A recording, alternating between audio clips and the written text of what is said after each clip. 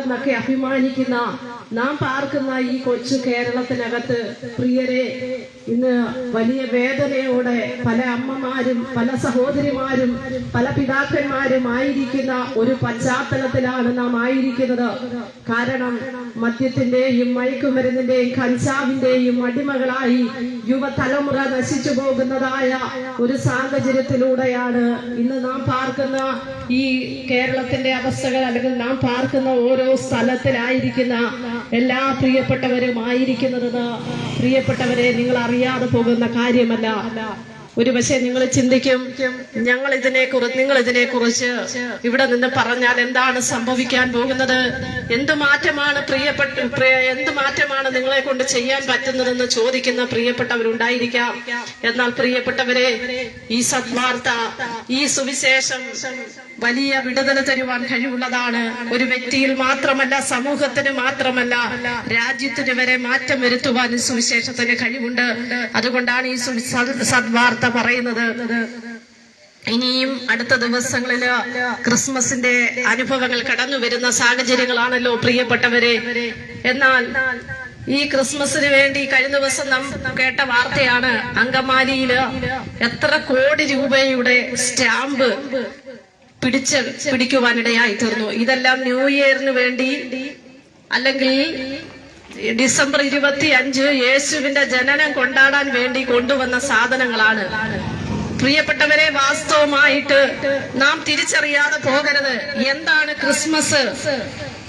ആ ക്രിസ്തു എന്തിനു വേണ്ടി ഭൂമിയിൽ ജനിച്ചുവെന്ന് നാം മനസ്സിലാക്കണം. കഞ്ചാവ് കുടിക്കുവാനോ മദ്യം കുടിക്കുവാനോ മയക്കുമരുന്ന് ആസ്വദിക്കുവാനോ ഒന്നുമല്ല. യേശു ക്രിസ്തു ഈ താണലോകത്തിൽ ഒരു കന്യകയിൽ ജാതനായി തീർന്നതിന്റെ കാരണം എന്താണെന്ന് ചോദിച്ചാൽ, പ്രിയപ്പെട്ടവരെ, മാനവകുലത്തെ രക്ഷിക്കുവാൻ വേണ്ടിയാണ്. അപ്പൊ പ്രിയപ്പെട്ടവരെ, മാനവകുലം ഇന്ന് അനുഭവിക്കുന്ന ഏറ്റവും വലിയ വേദന എന്താണെന്ന് ചോദിച്ചാൽ, പാപമാണ്. മനുഷ്യൻ കുടിയിരിക്കുന്ന പാപം. ഇതിനെ കാണുവാൻ ഈ ലോകത്തിലെ ആർക്കും കഴിയത്തില്ല.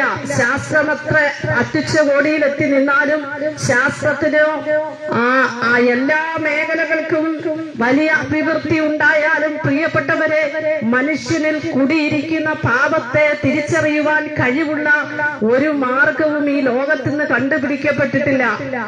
പാപം എങ്ങനെ മനുഷ്യൻ കുടിയിരിക്കുന്നത് പറഞ്ഞാൽ അതാണ്. മാതാപിതാക്കളെ എത്ര ക്രൂരമായി കൊല്ലുന്ന മക്കൾ ഒന്ന് ചിന്തിച്ചു നോക്കിക്കേ.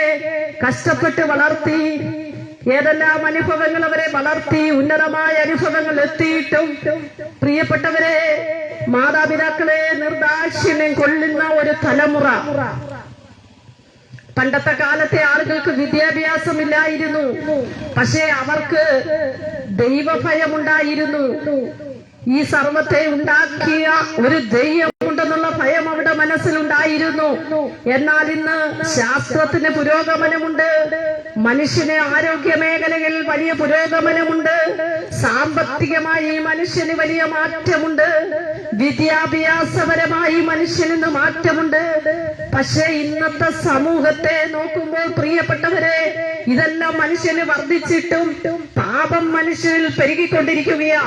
കൊലപാതകങ്ങൾക്കൊരു കുറവില്ല, അക്രമങ്ങൾക്കൊരു കുറവില്ല, മനുഷ്യന് സമാധാനമില്ല, മനുഷ്യന് ശാന്തിയില്ല.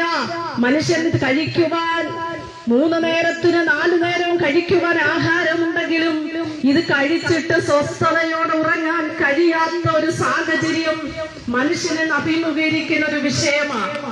പ്രിയപ്പെട്ടവരെ, ഈ ലോകത്തിലെ യാതൊന്നും ഒരു പോലീസ് അധികാരികൾക്കോ അല്ലെങ്കിൽ നമ്മുടെ അധികാരങ്ങളിരിക്കുന്നവർക്കൊന്നും ചെയ്യാൻ കഴിയത്തില്ല. കാരണം ആ നിലയിൽ ഇന്നത്തെ യുവജനങ്ങൾ മദ്യത്തിനും മയക്കുമരുന്നിനും കഞ്ചാവിനും ഈ ലോകത്തിന്റെ അധർമ്മ പ്രവർത്തികളിലും അവർ അകപ്പെട്ടു പോകുന്ന ഒരു സാഹചര്യത്തിൽ എത്തി നിൽക്കുകയാണ്. പ്രിയപ്പെട്ടവർ, ഇതിന് മാറ്റം വരുത്തുവാൻ ആരാണ് സാധ്യം ഉണ്ട്? ഞങ്ങൾ പ്രസംഗിക്കുന്ന യേശു കർത്താവിന് ഇതിന് മാറ്റം തരാൻ കഴിവുണ്ട്. കാരണം ഈ സുവിശേഷത്തിന് ഒരു വ്യക്തിയിൽ മാറ്റം വരുത്തുവാൻ കഴിവുണ്ട്. യേശു പറഞ്ഞു, ഞാൻ ലോകത്തിന്റെ വെളിച്ചമാണെന്ന്. അങ്ങനെയെങ്കിൽ ഇരുട്ടിൽ തപ്പി നടന്ന് വഴിയറിയാതെ ഭാരപ്പെടുന്ന പ്രിയപ്പെട്ടവർക്ക് വെളിച്ചത്തിന്റെ അനുഭവത്തിൽ വരുമ്പോൾ സത്യം ഗ്രഹിപ്പാനിടയായി തീരും. പാപത്തിന് മോചനം പ്രാപിക്കുവാനിടയായി തീരും. യേശു ക്രിസ്തു ആരാ? യേശു ക്രിസ്തു എന്തിനാണ് ഈ ലോകത്തിൽ വന്നത് എന്നൊക്കെ ചോദിക്കുന്ന പ്രിയപ്പെട്ടവരുണ്ട്. പ്രിയപ്പെട്ടവരെ, പലരും പറയുന്നത് കേട്ടിട്ടുണ്ട്, യേശു സ്വന്തമായിട്ട് ക്രൂശിൽ കിടന്നിട്ട് രക്ഷപ്പെടാൻ കഴിയാത്തൊരു വ്യക്തിയാണ്, പിന്നെ എങ്ങനെയാണ് യേശു മറ്റുള്ളവരെ രക്ഷിക്കുന്നതെന്നൊക്കെ ചോദിക്കുന്ന പ്രിയപ്പെട്ടവരുണ്ട്. അതിനുള്ള മറുപടിയുമായിട്ടാണ് ഞങ്ങൾ വന്നിരിക്കുന്നത്. പ്രിയപ്പെട്ടവരെ, മാനവകുലം പാപം ചെയ്ത് ദൈവത്തിന്റെ തേജസ് നഷ്ടമാക്കി, പർദീസ നഷ്ടമായി, പാപത്തിന്റെ അനുഭവങ്ങൾ നിമിത്തം അവർക്ക് ദൈവം എന്നേക്കുമായി നിശ്ചയിക്കപ്പെട്ടിരുന്ന പർദീസ നഷ്ടപ്പെട്ടു പോയപ്പോൾ ആ പർദീസയിലേക്ക് വീണ്ടും മനുഷ്യനെ സ്നേഹിച്ചിട്ട് മനുഷ്യനെ ആ പർദീസയിലേക്ക് കൊണ്ടുവരുവാൻ സ്വർഗത്തിലെ ദൈവമിട്ട പ്ലാനായിരുന്നു കർത്താവായ യേശു ക്രിസ്തുവിന്റെ ജനനം. പാപം കൂടാതെ ഈ ലോകത്തിൽ ജനിച്ച ഒരേ ഒരു വ്യക്തിയുണ്ട്, അത് കർത്താവായ യേശു ക്രിസ്തു മാത്രമാണ്. മനുഷ്യന്റെ ഇഷ്ടത്തിനോ പുരുഷന്റെ ഇഷ്ടത്തിനോ ജനിക്കപ്പെട്ട വ്യക്തിയല്ല പ്രിയപ്പെട്ടവരെ കർത്താവായ യേശു ക്രിസ്തു. അത്യുന്നതന്റെ ശക്തി നിന്റെ മേൽ നിന്നിടും, നിന്നിൽ ഉത്ഭവിക്കുന്ന പ്രജ വിശുദ്ധ പ്രജ എന്ന് തിരുവെഴുത്ത് പറയുന്നത് പോലെ അത്യുന്നതന്റെ ശക്തി വിവാഹം നിശ്ചയം ചെയ്തു വച്ചിരിക്കുന്ന ഒരു കന്യകയുടെ മേൽ വ്യാപരിക്കപ്പെടുവാനിടയായി തീർന്നു. പ്രിയപ്പെട്ടവരെ, ആ അനുഭവങ്ങളിൽ നിങ്ങളൊന്ന് ചിന്തിച്ച് നോക്കിക്കേ.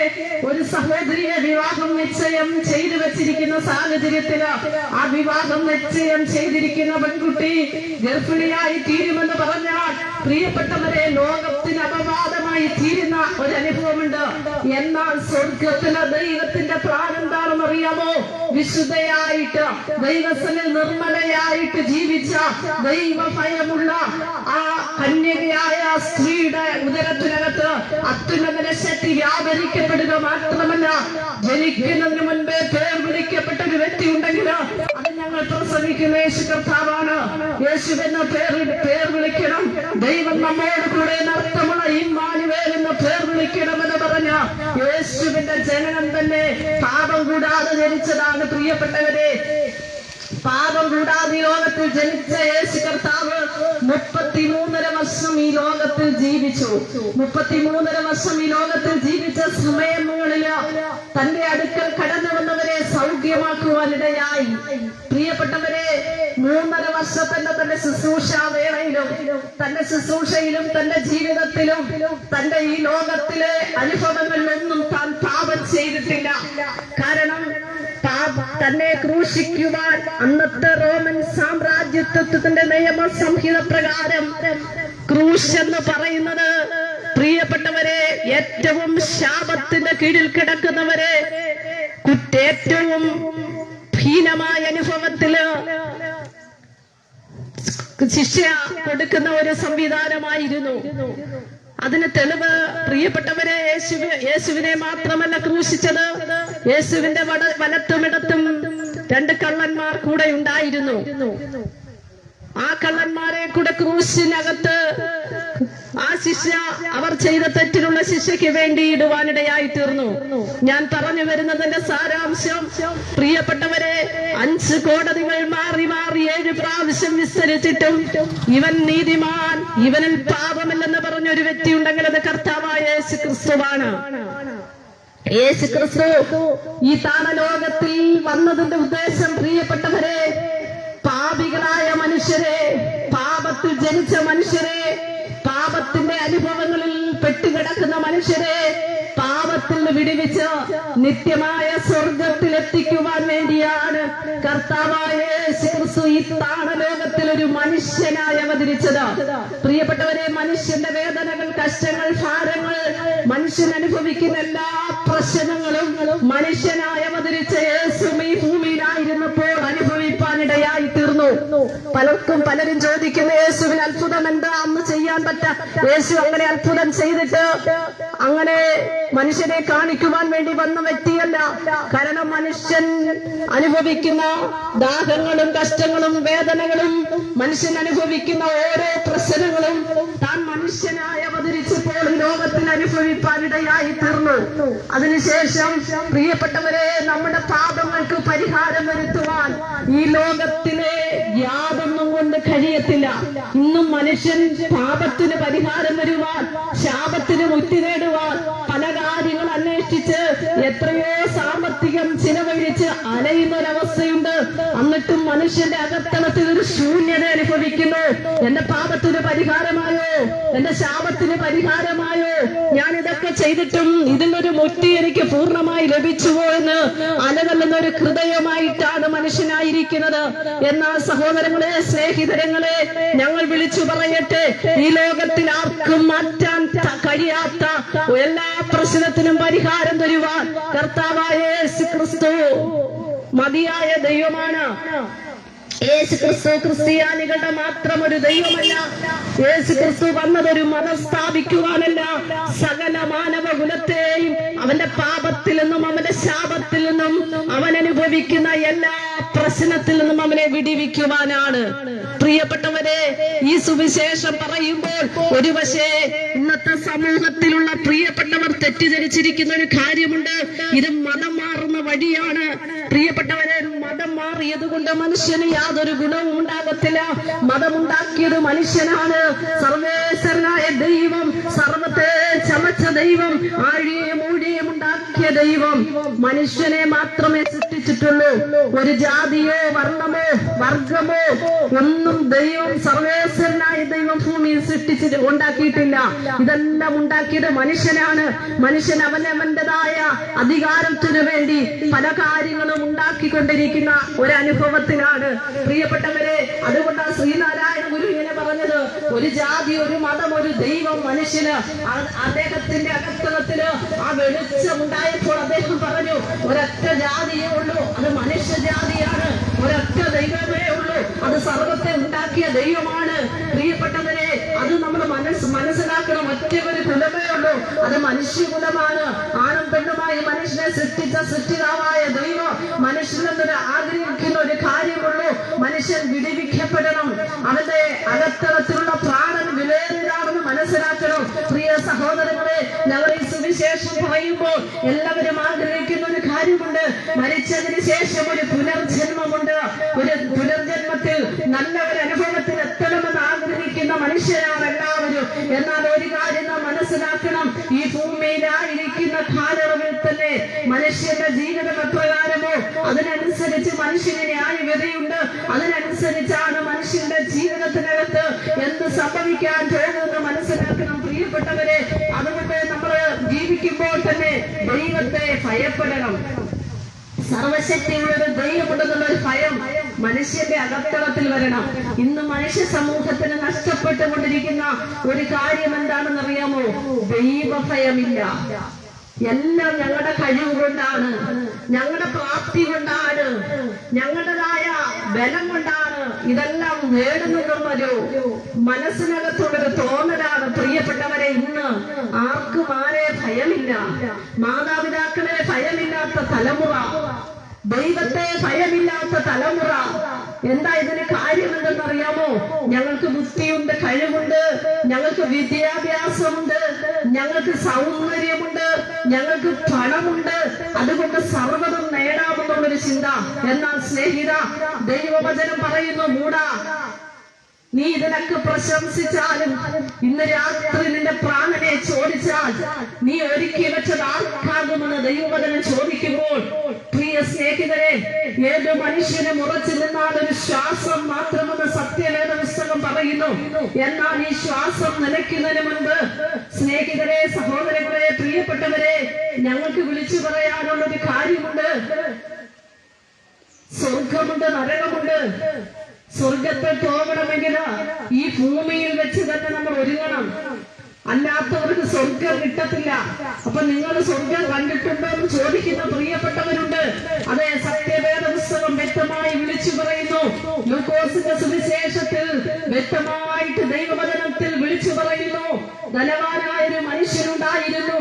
അവൻ സുഖിച്ച് പുളച്ച് ഇഷ്ടമുള്ള രീതിയിൽ ജീവിച്ചു. എന്നാൽ അവൻ മരിച്ചപ്പോൾ നിത്യമായ പാതാളത്തിലേക്ക്, നരകത്തിലേക്ക് അവൻ എത്തപ്പെടുവാനിടയായി. അവന്റെ വാദത്തിൽ കിടന്ന ലാസറോ സ്വർഗത്തിലെത്തുവാനിടയായി. അവിടെ കിടന്നുകൊണ്ട് ആ ലാസറിനോട് പറയുന്ന ഒരു ഭാഗമുണ്ട്, അബ്രഹാം പിതാവേ, ആ ലാസറിനെ എന്റെ നാവ് നനയ്ക്കാനൊന്ന് വിടണമേ എന്നൊക്കെ പറഞ്ഞ് അവൻ പറയുന്ന ചില പരാതികളെ നമുക്ക് വേദഭാഗത്തിൽ വേദപുസ്തകത്തിൽ വായിക്കുവാൻ കഴിയുന്നു. പ്രിയപ്പെട്ടവരെ, ഞങ്ങൾക്ക് പറയാനുള്ളൊരു കാര്യമുണ്ട്. മനുഷ്യനേത് മനുഷ്യനും ഉറച്ചുന്നാണ് ശ്വാസം മാത്രമാണ്. സ്നേഹിത, മരണത്തിനപ്പുറം എന്താണെന്ന് നമ്മളൊന്ന് ചിന്തിക്കണം. ഒരു പക്ഷേ നമ്മുടെ ജീവിതത്തിനകത്ത് സ്വത്ത് സമ്പാദിക്കാനോ വിദ്യാഭ്യാസം ചെയ്യാനോ അല്ലെങ്കിൽ മക്കളെ ഉന്നതമായ അനുഭവത്തിൽ എത്തിക്കണമെന്നോ നല്ല വീടുകൾ കാറുകൾ മേടിക്കണമെന്നൊക്കെ ആയിരിക്കാം നമ്മുടെ ആഗ്രഹം. നല്ല ആഗ്രഹം തന്നെ. പക്ഷെ ഒരു കാര്യം നീ ചിന്തിക്കണം. നിന്റെ ഉള്ളിൽ പകർന്നിരിക്കുന്ന ആത്മാവ് ഇന്ന് നീ മരിച്ചാൽ എവിടെ എത്തും? മരണശേഷം എന്താകും നമ്മുടെ ജീവിതത്തിന്റെ അവസ്ഥ? പ്രിയപ്പെട്ടവരെ, മരിച്ചതിന് ശേഷം ഒരു ന്യായവിധിയുണ്ട്. മരിച്ചതിന് ശേഷം എല്ലാവരും ദൈവത്തിന്റെ സിംഹാസനത്തിന് മുന്നാകെ നിൽക്കേണ്ട ഒരു സമയമുണ്ട്.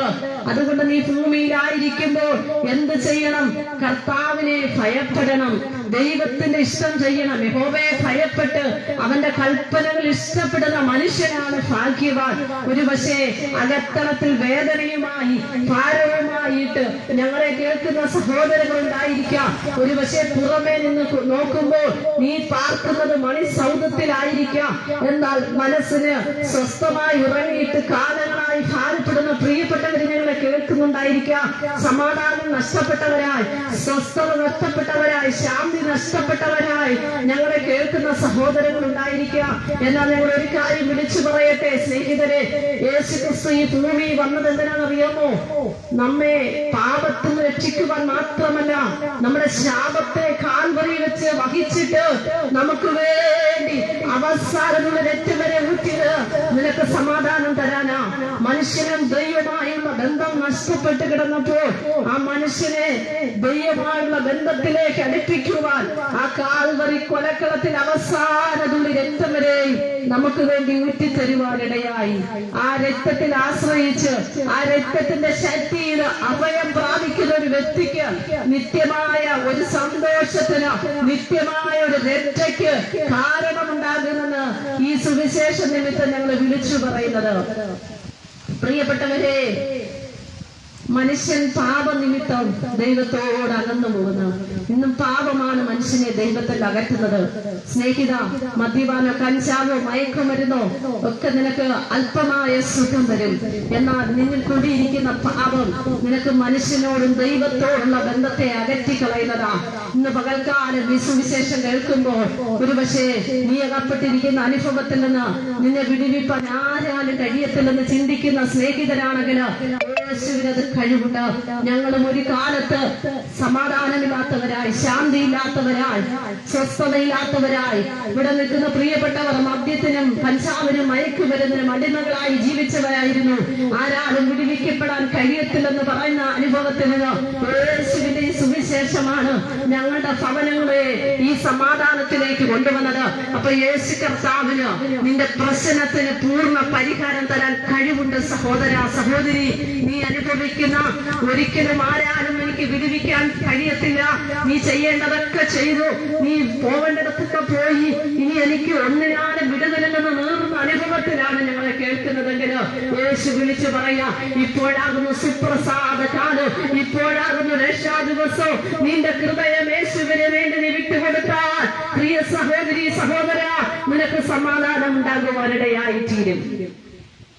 പ്രിയപ്പെട്ടവരെ, യേശു കർത്താവ് മാനവകുലത്തെ രക്ഷിപ്പാനാ വന്നത്. യേശു ഈ ലോകത്തിൽ വന്നതിന്റെ ഒറ്റ ഉദ്ദേശം ഇതാ: പാപത്തിന്റെ മനുഷ്യനെ വിടുവിക്കണം. പാപത്തിന്റെ ശമ്പളം മരണമാണ്.